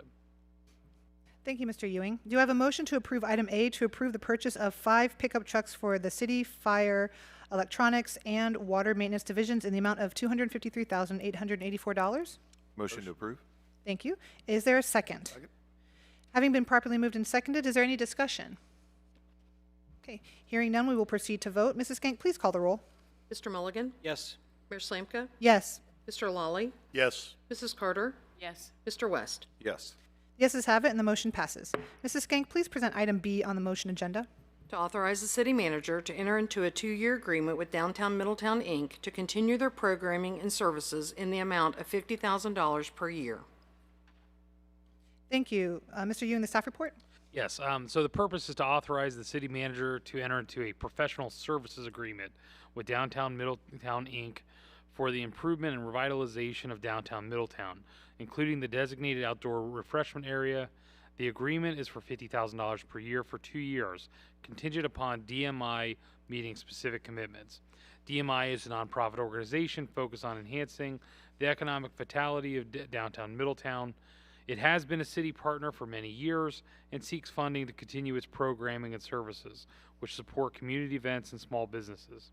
DMI requests $50,000 annually, along with agreed upon soft support costs to sustain revitalization efforts. This investment aims to increase sales tax revenue and promote small business growth. DMI must submit quarterly financial reports and include a city council representative on its board. The alternative is to modify or reject the agreement. Financial impact. The proposal involves $50,000 per year spent over 2 years, with $35,000 from account 481.990.52480 and $15,000 from an account 100.911.52480. And this is on the motion agenda. Thank you, Mr. Ewing. Do you have a motion to approve item B to authorize the city manager to consent to enter into a 2-year agreement with Downtown Middletown, Inc., also known as DMI, to continue their programming and services in the amount of $50,000 per year? So move for adoption. Thank you. Is there a second? Second. Having been properly moved and seconded, is there any discussion? Yes, I got just a couple things. First of all, I want to say I appreciate everything DMI has done with us over the last several years. You're a great partner with the city. You do wonderful things downtown. You really help the downtown flourish. The only thing I'm uncomfortable with here is a 2-year agreement. And the reason for that is purely financial. If you see later in our agenda, we have to hit the general fund reserve for $500,000 for the roof for a roof downtown to North Main. Additionally, we're already $4.7 million into the general fund reserve this year for our 2026 budget, mostly because of personal services expenditures. We also have a lot of other things going downtown with the 3-group agreement, the $15 million, and I'm sure that's not going to be the total cost. And then the other thing is groups come to us every year with requests for annual assistance, and we do that on a yearly basis. I really don't want to set a precedent in getting into a 2-year agreement, or we're going to start seeing this from other groups. I'd rather address this on an annual basis going forward. That's my only issue with this. I'm not comfortable with the 2 years, and I suggest we modify the agreement to 1 year. Would you like to make a motion? I'll make a motion, we modify this to 1 year. Is there a second? I'm sorry, there's a motion on the floor. Do we have to vote on the first motion? That's true. We can amend it. I think that because it's an amendment, before we vote on the substantive motion, we should vote on the amendment. A motion to amend. Is there a second? I'll second it, yeah. It's been properly moved and seconded to amend. Is there any discussion? Well, under the terms of the agreement, what are the cancellation terms? We can get out of it at some point with notice? Yes, I mean, we can build those terms into the agreement. As far as like the specifics, I don't have those in front of me, but. I believe it's a 30-day written notice. I believe that's correct. Well, that sounds correct. Although this is not a nonprofit, again, we can go back to the history of DMI. It was set up as a product of the city. I mean, the city birthed this out of a 2000 comprehensive plan to set up a nonprofit that would reinvigorate downtown. The funding component was supposed to have come from a SID, a special improvement district, that was never implemented, so that there was never a steady stream of income that DMI or that type of organization would use on a regular basis to fund its operations and support. So, I mean, the 2 years gives, I think, the organization, solid 24 months to plan and do things, and we don't have to do this annual dance. I mean, I do think they need to prove their worth, and they can do that, but giving a little bit more runway may provide them some long-term strategic planning. So that's why I'd like to keep it, with the 2 years. I did not see that in there, that there was we would have the right to exercise a cancellation. If that's the case, and it's part of the agreement, then I'm comfortable with that. I'd rescind my request amendment. Okay, so Mr. Lally has rescinded his motion. Do we need to just go ahead and vote, or can that fall to the floor? How does that work? I think that that motion falls to the floor. But is that part of the agreement? We either, Jake? Yeah, go ahead. Mr. Ewing has brought Jacob Schulte up to the podium. Councilman Lally, to that point, Article 10, termination of the contract. Either party may terminate this agreement at the convenience and without cause thereof, given 30 days notice to the other party. In addition to that, for the $50,000 contributions, we'll be meeting quarterly with DMI to review their budget on a quarterly basis, talk over the plans and events for the next quarter, and make sure that aligns with city staff and council's prerogatives moving forward. Okay, thank you. And I'm fine with that. I just have a little bit of a issue with getting into 2-year agreements with these organizations that come and ask us for money and put us in a long term without their, but I didn't see that in here. That's cool. I'm good with that then. I'm sorry. So for the record then, the motion falls to the floor? Yes, the motion to amend has been withdrawn, and we already have a motion and a second on the original motion. Is there any more conversation, question, or comment on the original motion to approve? No. All right, hearing none, we will proceed to vote. Mrs. Skank, please call the roll. Mayor Slamka? Yes. Mr. Lawley? Yes. Mrs. Carter? Yes. Mr. West? Yes. Mr. Mulligan? Yes. The yeses have it, and the motion passes. This concludes the motion agenda. The next item, actually at this point, I would like to go ahead and take a 10-minute break. We're about 7 o'clock. So we'll take 10 minutes and we'll reconvene by 7:09.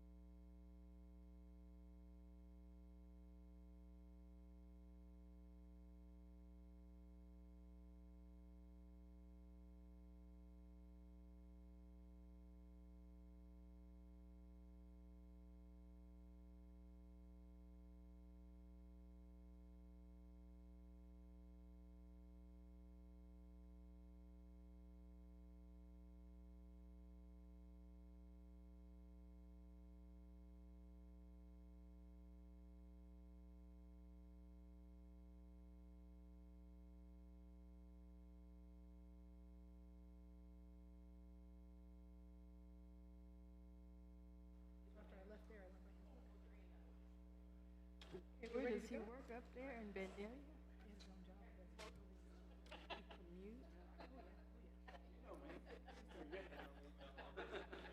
Is everybody ready? Okay, wonderful. The next item on the agenda is legislation. We have 7 items of legislation this evening. Law Director, Mr. Alex Ewing, legislation, please. Item number 1, ordinance number O-2026-24. An ordinance establishing a procedure for and authorizing an amendment to a contract with Central Square Technologies LLC for software for the Public Safety Department and declaring an emergency. Thank you, Mr. Ewing. Do you have anything to add? No, nothing further to add. Thank you. Is there a motion to approve the ordinance? Motion. Is there a second? Second. It has been properly moved and seconded. Is there any discussion? Hearing none, we will proceed to vote. Mrs. Skank, please call the roll. Mr. Lawley, Yes. Mrs. Carter, Yes. Mr. West, Yes. Mr. Mulligan, Yes. Mayor Slanka. Yes. The yeses have it, and the legislation passes. Mr. Ewing, the next item, please. Item number 2, ordinance number O-2026-25. An ordinance authorizing the city manager to enter into memorandums of understanding with the city's bargaining units to add Juneteenth as a holiday. Second reading. Thank you, Mr. Ewing. Do you have anything to add? Nothing further to add. Thank you. Is there a motion to approve the ordinance? Motion. Is there a second? Second. It has been properly moved and seconded. Is there any discussion? Hearing none, we will proceed to vote. Mrs. Skank, please call the roll. Mrs. Carter, Yes. Mr. West, Yes. Mr. Mulligan, Yes. Mayor Slanka, Yes. Mr. Lawley. Yes. The yeses have it, and the legislation passes. Mr. Ewing, the next item, please. Item number 3, resolution number R-2026-12. A resolution authorizing the city manager to terminate the ground lease between the city and the Salvation Army for a portion of Damon Park and to purchase the Salvation Army's improvements thereto. Second reading. Thank you. Do you have anything to add, Mr. Ewing? Nothing to add. Thank you. Is there a motion to approve the ordinance? Motion. Is there a second? Second. It has been properly moved and seconded. Is there any discussion? Hearing none, we will proceed to vote. Mrs. Skank, please call the roll. Mr. West, Yes. Mr. Mulligan, Yes. Mayor Slanka, Yes. Mr. Lawley, Yes. Mrs. Carter. Yes. Yeses have it, and the legislation passes. Mr. Ewing, the next item, please. Item number 4, resolution number R-2026-13. A resolution declaring the intent of the city to pledge $12,500,000 as a credit enhancement for bond service payments for the Warren County Port Authority's bond issuance in support of the construction of a multipurpose event center at Renaissance Point, subject to a future agreement with the Warren County Port Authority and Warren County, and declaring an emergency. Thank you, Mr. Ewing. The staff report, please. Yes. The city of Middletown has partnered with the Warren County Port Authority for nearly 5 years to create an event center for ice hockey, concerts, and trade shows. The center will feature 3 convertible ice rinks and a main arena with 3,500 seats, significantly increasing tourism and generating interest from the USHL for a minor league hockey franchise. The project represents an investment of approximately $126 million. A total of $25,500,000 in credit enhancements is needed, equally shared by the city and Warren County. This pledge will be the last used for bond payments. On April 28, 2026, the Warren County Commissioners approved their $12,500,000 contribution. This development is expected to create 660 jobs and draw over 425,000 visitors in the first year, generating approximately $61 million in economic impact. This ordinance allows the city to proceed with the necessary credit enhancements. The alternatives are to adjust the credit enhancement pledge or withdraw the credit enhancement pledge. And for fiscal impact, the city will pledge half of a split second lien on the arena bonds at a 5% interest rate for 25 years. And this is a first reading emergency. Thank you, Mr. Ewing. This is a first reading emergency, so is there a motion to approve the resolution? Motion. Is there a second? Second. It has been properly moved and seconded. Is there any discussion? Yeah, I just want to say this is actually a very, very big thing for the city of Middletown and Warren County. This project here is a huge step forward in making the arena part of the Renaissance Point project. coming to fruition. This whole project was born out of a meeting about 5 years ago in the back room of Triple Moon Cafe with some interested parties, and we've come to where we are tonight by hopefully going the same path that Warren County Commission has gone, and I thank them. And essentially, this step forward is what will differentiate the Middletown I-75 exchange from all the other exits up and down the I-75 corridor between Cincinnati and Dayton, because with this exit, you know, it's not an exit where you'll just be getting off for shops, restaurants, residential. There's actually going to be a very cool destination there, and an arena that has a hockey base to it that will have a hockey league that essentially are like 19 and 20-year-olds trying to break into Division I college schools in the NHL, which is what really differentiates this interchange, this exit, from all the other exits up and down the Syndic corridor. So, once again, it's just a big thing that Warren County Commissioners got behind us and helping us with this part of the financial picture. Thank you, Mr. Lally. Are there any other questions or comments at this time? Just to add, Mayor, I'm also excited about the development. I know it's been 5+ years in the making, provides not only tourism and sports tourism for Middletown, but amenities and jobs for Middletown residents. So I'm looking forward to seeing how the halo effect of having additional dollars being spent in Middletown and as it develops across the highway into the town mall district. So more to come on that, but this is a big win for the city of Middletown. I'll add my thanks to the Warren County Board of Commissioners for their generous support, and the Warren County Port Authority for operating this, and again, looking forward to the groundbreaking and getting started. Thank you. Thank you. Any other comments or questions at this time? And then again, I just want to reiterate my thanks as well, Warren County Commissioners, Warren County Port Authority, and also again to our staff who've been working on this past and present for about 5 years now. So thank you so much for all the work that you've done to bring this through to this point again. If there's no other comment, if there are no other questions, then we can proceed to vote. Mrs. Skank, please call the roll. Mr. Mulligan? Yes. Mayor Slimka? Yes. Mr. Lally? Yes. Mrs. Carter? Yes. Mr. West? Yes. Yeses have it, and the legislation passes. Mr. Ewing, the next item, please. Item number 5, ordinance number O-2026-26, an ordinance authorizing a contract with E. Lee Construction Incorporated to repair and replace the roof at 2 North Main Street and declaring an emergency. Thank you. Mr. Ewing, the staff report, please. Yes, the city of Middletown purchased the First National Bank building in 2012, intending to create jobs through its adapted reuse. Since then, the building has remained unoccupied and has not received proper maintenance, leading to significant roof deterioration and damage. In early 2026, structural engineers assessed the building and confirmed that the roof needs to be replaced. After a mandatory pre-bid meeting and formal bidding process, 3 bids were received.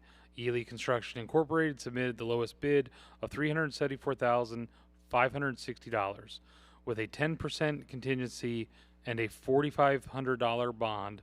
The total project cost is $416,516, which is lower than the second bidder's amount. City staff recommend accepting the low bid and authorizing the city manager to execute the contract with Ely Construction Incorporated. Once completed, the city can seek tenants to utilize the building and create new jobs. Alternatives, the city council can choose another contractor or rebid the project.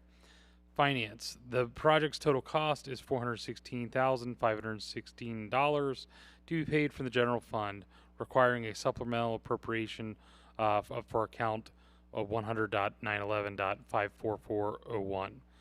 This is an emergency first reading, a request to expedite the approval of the contract so the work on the roof replacement can begin. Thank you, Mr. Ewing. Is there a motion to approve the ordinance? Motion. Motion. Is there a second? Second. Thank you. Has been properly moved and seconded. Is there any discussion? Hearing none, we will proceed to vote. Mrs. Skank, please call the roll. Mayor Slanka? Yes. Mr. Lawley? Yes. Mrs. Carter? Yes. Mr. West? Yes. Mr. Mulligan? Yes. Yeses have, and the legislation passes. Mr. Ewing, the next item, please. Item number 6, ordinance number O-2026-27, an ordinance authorizing additional funds for the contract with Bricks Incorporated for the fire station alerting system and declaring an emergency. No action requested until May 19th, 2026. Thank you. As this is a second reading emergency, well, actually, could you go ahead and give us a staff report? Yes, please, I do have a first? staff Thank you. report. The fire station alerting system uses CAD software to notify fire departments with alerts and information, but the current system does not meet NFPA standards 1221 and 1710. In July 2023, the council approved a contract with Bricks Incorporated for the fire station alerting system installation, covering only the first year's fees, 2025. Fees for 2026 through 2028 require separate authorization. The annual service fee is $2,500 per station, totaling $10,000 each year.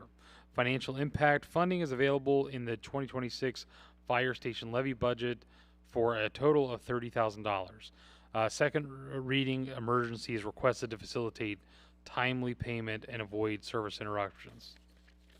Thank you, Mr. Ewing. As this is a second reading emergency, there is no action to be taken at this time. However, is there any discussion from council? Hearing none, we will proceed.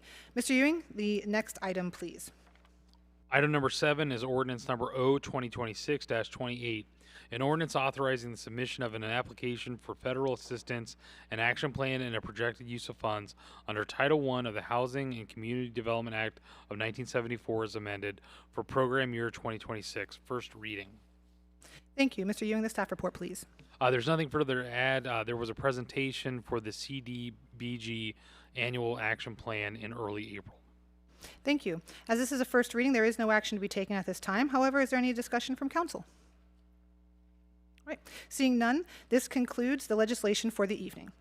The next item on the agenda is unfinished business. Do any council members have anything they would like to present under unfinished business? The one thing that I'd asked for the last meeting was the presentation of what has been worked on for the citizen comments slide. Do we have that ready for tonight? That will be there. Okay, all right. Draft.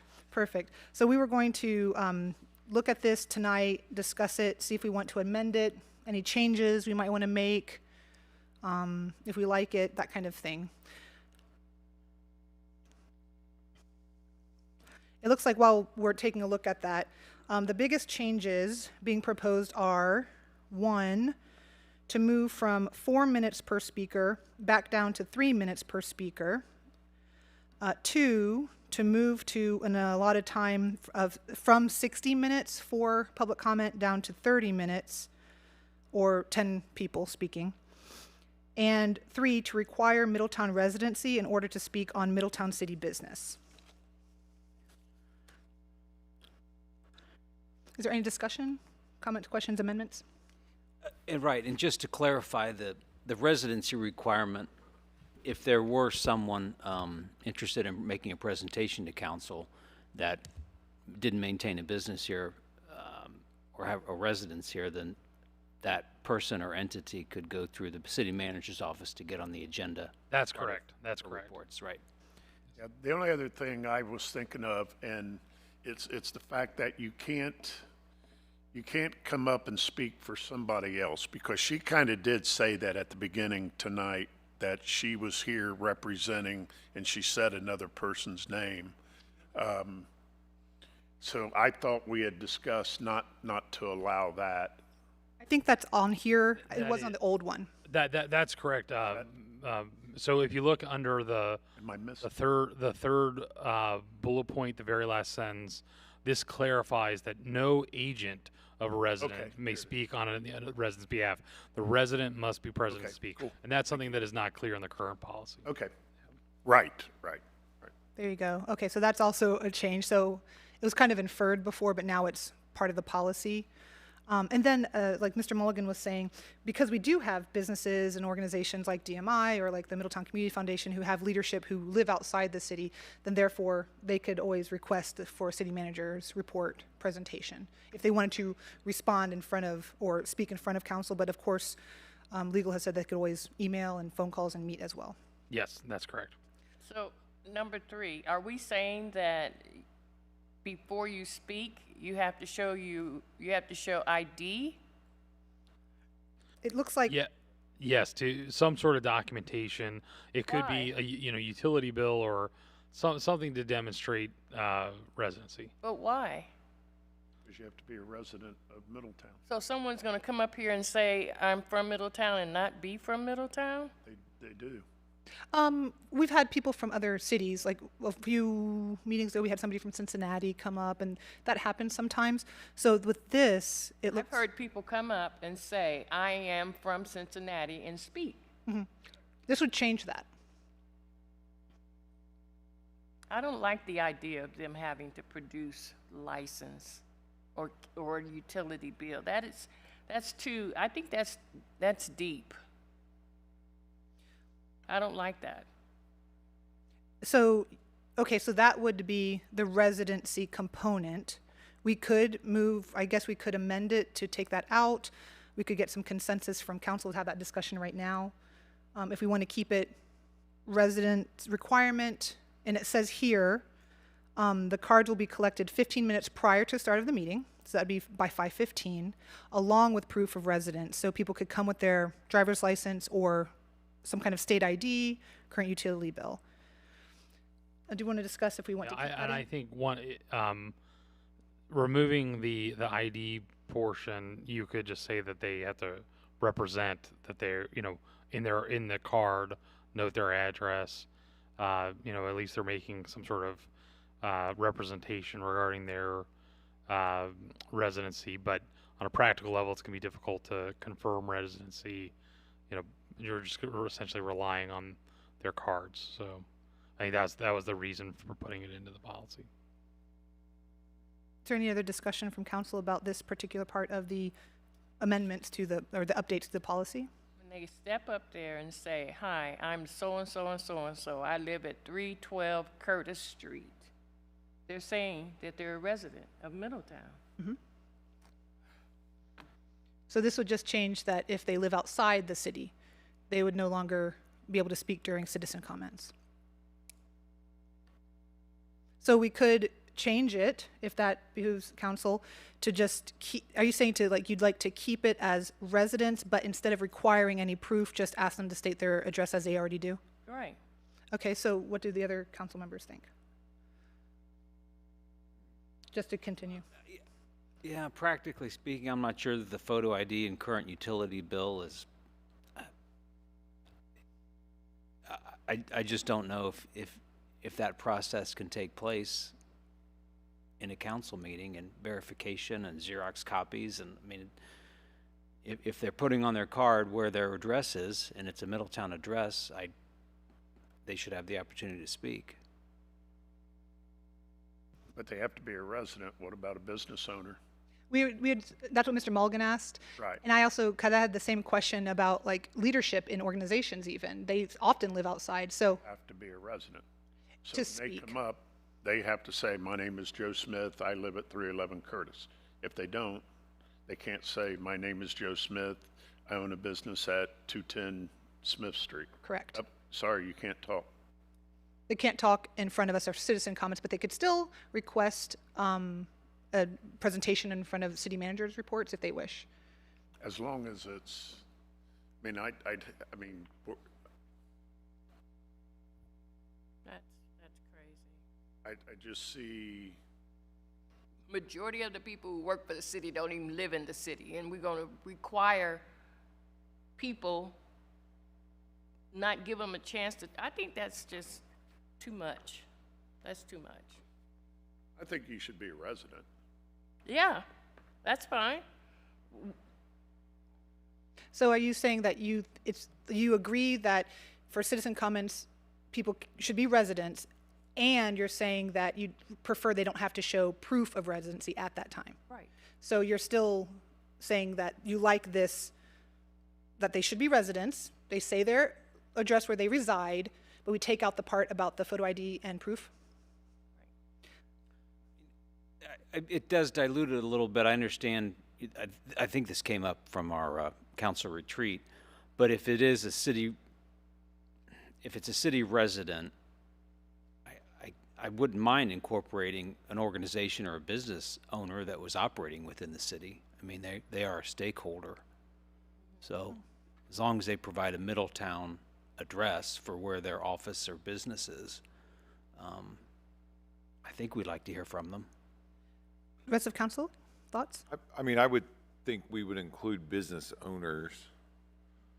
I'm okay with that. Yeah, I mean, that's, because you know, sometimes it's just something quick they wanted to run, you know, run through. And, you know, the other thing is if you start adding those sort of avenues where they have to go through the city manager, then city manager report turns into 3 hours long. And that's where I was going with that. Yeah. Right, and she So- doesn't have enough to do?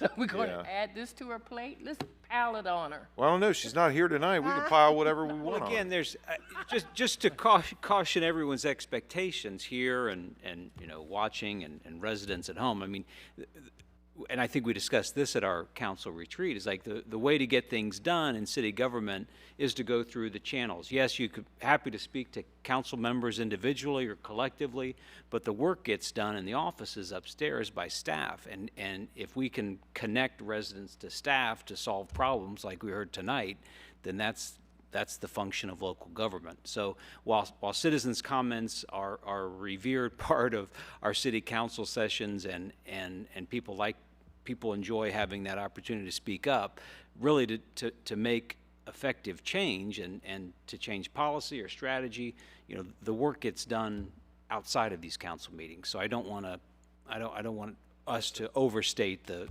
importance of citizen comments. So with that being said, then, would it be, because we also have executive directors, they're not business owners, but they're nonprofit, for example, DMI, like I said, in the Middletown Community Foundation, who live outside the city.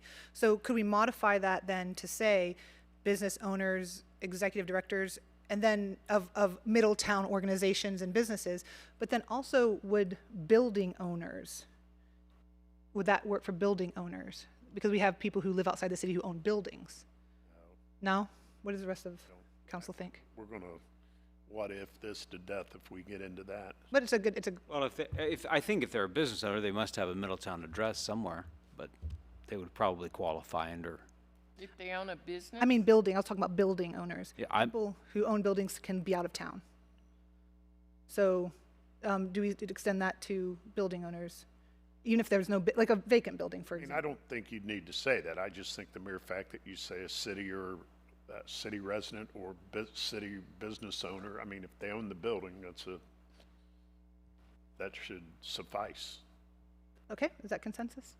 Okay. So just to read back the feedback, will not require proof of residence, but to speak, you must be a resident, an owner of a business within the city, or a director of a nonprofit organization or other association within the city. Does that work? Or representative. I don't know if direct. Or representative. I might be the assistant director, but. Yeah, so representative of nonprofit org or association or business. Right, does that everybody like that? What are you saying? Say it again. Yeah, so no proof of residency, but to speak, you must be a resident, you must own a business within the city, or you must be a director or representative of a nonprofit organization or other association within the city. That sounds good. Does everybody agree? And again, we can always change this again if we have to. If we find out that this isn't working and we need to add something, we can always amend it later. But that sounds good tonight. Well, I could modify this and bring this back for the next meeting. Does that sound okay? Yes, I think we should go ahead and modify it and take another look. And then I actually wanted to propose something. When we used to do 3 minutes, and I believe the reason why City Council changed that was because they felt it wasn't enough time. That's why they went to 4 minutes. That was my understanding. I'm just wondering, why could we do like 3.5 minutes and then we just have 10 speakers? So instead of 30 minutes, it would be 35 minutes total, because it was said to bring it down from 60 to 30 minutes. So if 3 minutes felt like it wasn't enough, 4 minutes is maybe too much. How do you guys feel about moving it to 3.5 and having a total of 10 speakers total? 3 minutes and 20 seconds. Okay, that's fine. I'm fine with 3.5. Seems like a fine compromise. Fine compromise. How does everybody else feel? 3.5, 10 speakers. Can we word that so it is like 30 minutes and or 10 speakers? Because So you're saying only 10 people can speak? well, that's what it was proposed here. That's what it says here. It says 3 minutes and a total of 30 minutes total. So that's 10 speakers, basically. So kind of I get it. So you're saying if 10 people speak for 1 minute, it'll be 30. then it's That said, not to throw another wrench in it, are you saying, let's say there's a very hot topic, and you got 20 people here, 10 want to speak for it, 10 want to speak against it, but the way they signed the cards, it's all 10 who spoke against it. Well, that's how it happens now. I think that the way we've handled that in the past is council can waive that time limit, and if we want to allocate additional time, we can do that. We can make a motion. There'll be a motion and a second and a vote to extend time for public comment. I think what the current policy is right now is we have a time limit at the beginning of the meeting, then we go ahead and have the business meeting, and then additional citizen comments would be heard at the end of the meeting. That's what our that's what our current policy I get to is. the end of the meeting, I'm leaving. running out the That's what door. our current policy. That's the current policy. So would that also have to be amended then? Because then what we could do is just like Mr. Mulligan had said, we could make a motion if we have 20 people here Yeah. and it's a big issue and we want to allow that, we could move to Yeah. do that. Does that work for everybody? That works for me. so by motion, a majority vote. Okay, To extend the time so that people can be heard. I got that. Okay, so it sounds like everybody's okay with 3.5 minutes, total of 10 people, total of 3.5, 35 minutes. Yeah, 35 minutes or Try it 10. out. Is it 35 minutes or in 10 speakers or 10 speakers? I think so for 3.5 minutes. Does that sound right? Okay. All right. Math right? It was 4? We made it 4. Well, no, we didn't. The previous council made it 4, but before that it was 3, and they said it wasn't enough time, so I'm thinking, why don't we split it? So we take it, okay. Does that work? I'll make these revisions and circulate them for the next meeting. Okay, thank you very much. Are there any other amendments or changes or anything else that any council members see? I just don't want us to dictate the citizens on what they can do and say, we belong to them. And so to take away their right to come in and speak, I don't want us to get into that control. Sure, that's fair. Mr. Ewing, can you speak to that about public comment during council meetings? Yeah, so I think that's this is really the prerogative of the council. So there's nothing in Ohio law or the Constitution that requires us to have a public comment. However, the council has had a tradition of having a robust public comment session. So I don't think there's any intent to prohibit anyone from speaking, but the intent is to give some more clear guidelines. So